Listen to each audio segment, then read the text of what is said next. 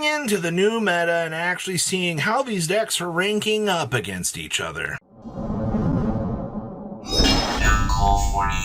Make sure you guys smash the little crap out of that subscribe button so you guys don't miss out on more Oz content. So we have a meta report out of the OCG here, and what we are kind of seeing these decks kind of lining up on the pie chart out here. You know, Alliance Insight was a very major game-changing set out here. And it did actually kind of equalize the playing field between, you know, the two titans, which were Ryzel and Malice. As you see, both Ryzel and Malice have hit that big S tier again, and which is really funny because after EX actually got hit during the previous list, you saw Ryzel kind of spin a little bit out of control, but, you know, adding in one new card evidently just fixed all of the deck's problems. That's incredible.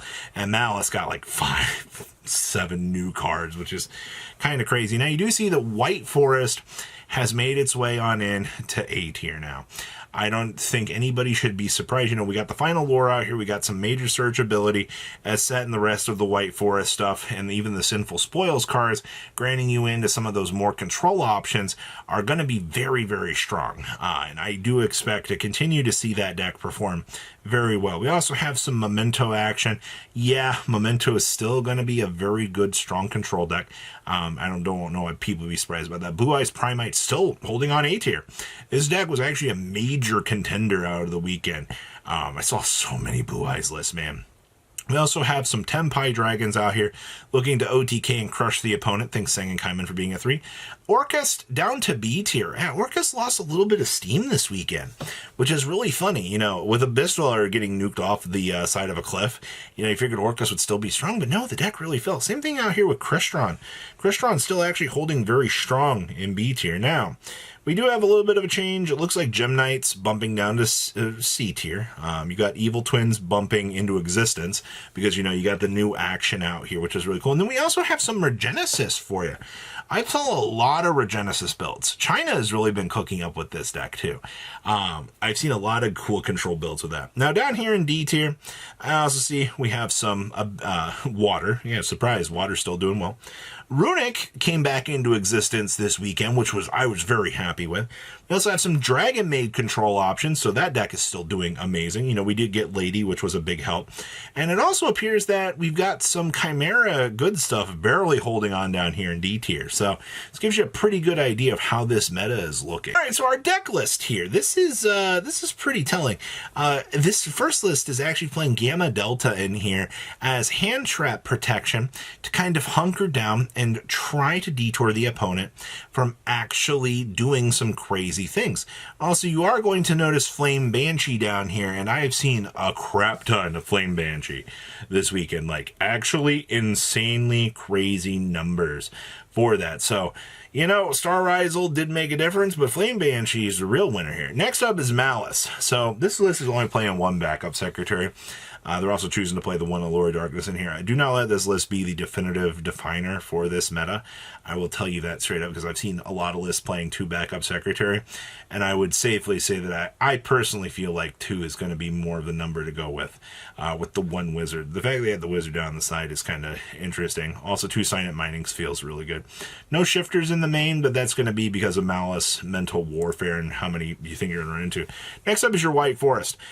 This deck is actually really freaking cool now. I'm glad to see that, you know, the new spell card actually just gives this deck everything.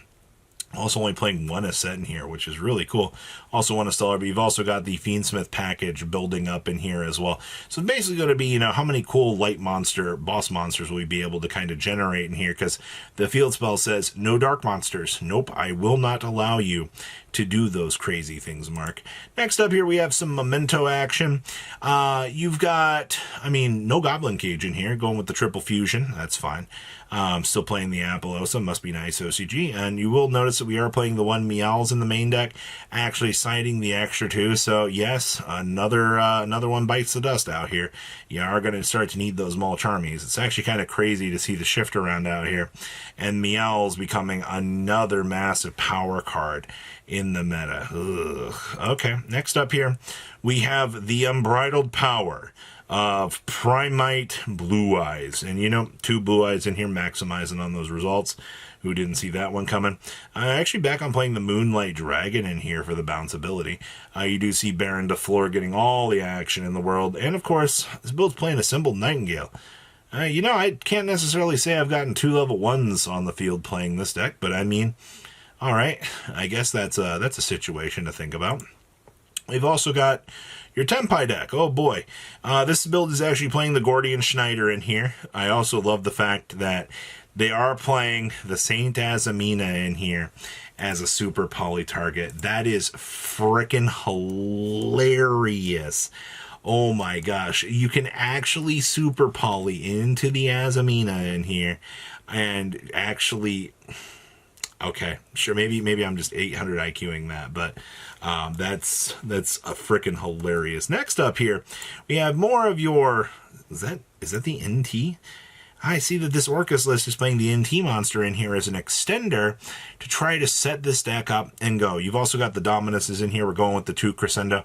There was some major considerations for having access to that, which is good, but NT in Orcust. I guess that kind of makes sense, right? It does kind of act as a free extender.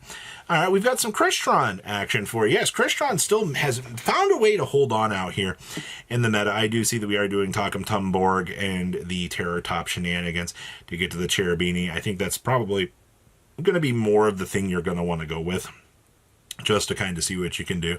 I also do see that, we are getting to play Gravity Collapse down there. Yeah, I too want to just randomly lose to Gravity Collapse, but I guess that is an option, say the least. All right, next up here we have Gem Knights for you. Now keep in mind, Gem Knights, we've not seen a Block Dragon for weeks, man. Somebody figured out the more optimized build that actually makes this deck a lot better, and we've never looked back. You know, Fiendsmith cards in here just allowed this deck an extra level of consistency, and it has all just been cruise control from there. So I actually hope that the TCG can cook up a really cool version of this. We're going to have to get, you know, a certain card back first. All right. Ooh, our Evil Twin version. We are playing the Monster Reborn spell card in here, which is really, really freaking cool, man. So it gives you like the little extra extender that you kind of need in certain situations to kind of keep going, which makes sense, right? You were always going to have one of those situations that having that little extra extender was going to look just fine. And of course, we've got some cool little things going on in here, the way it appears. All right, next up here, we have more of your Regenesis. Your control deck, Dragon's Mind, the triple of the trap card to revive these things. We got Gordian Schneider in here as well to tear through your opponent's field. Everything in this list looks good. The super poly stuff is going to be good. I also see Mr. Mind Hacker wanted to play down here because OCG wanted to sport off. Hey, we can do some things that the TCG can't do. Must be nice. Next up is the Water Control. 2 copies of Abyssian. They're actually playing Deep Sea Diva. Hold up here. You wanted to play Diva? I don't personally like Diva in this deck, but the fact that you are going about that, that's fine. Artifact Scythe is still such a stupid card, man. Also, another deck getting to play Dominus Impulse out here. You really are getting the chance to shine with this deck. It's genuinely impressive how well this meta has kind of structured itself. Next up here, we have some Runic action for you. This was not on your bingo sheet, man. Packing in 9 Dominus trap cards in here. I mean, who needs to really be locked? I just got to search for 1 fountain. I don't really give a crap about anything else, man. You know, also side decking the shifters. We also have frickin' Gordian Schneider down here. You know, discard some of those bad spell cards on out of your hand. You know, maybe that extra Dominus card that you're searching off of the new one. I mean, something to kind of think about out here in terms of deck play. Oh my gosh, we have some Dragon Maids. We're actually getting to play the new support card in here, the Lady. I was kind of hoping to see a Dragon Maid list this week, and we actually have one. Unfortunately, it's a really, really low-tiered list now, but you know, Light End Dragon, Dark End Dragon found massive ways into this deck. I think that this deck is obviously going to be holding on to the edge of competitive play, which is fine. I'm happy to see it, man. I wanted the new card to actually be good, and it did work out.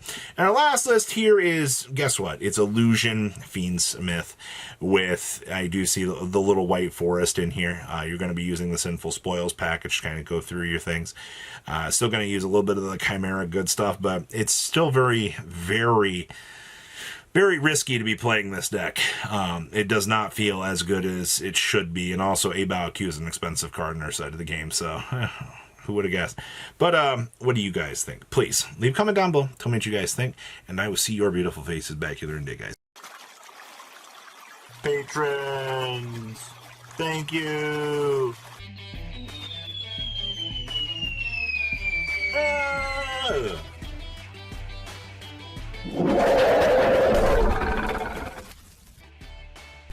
Thank you so much for watching. Check out these other videos.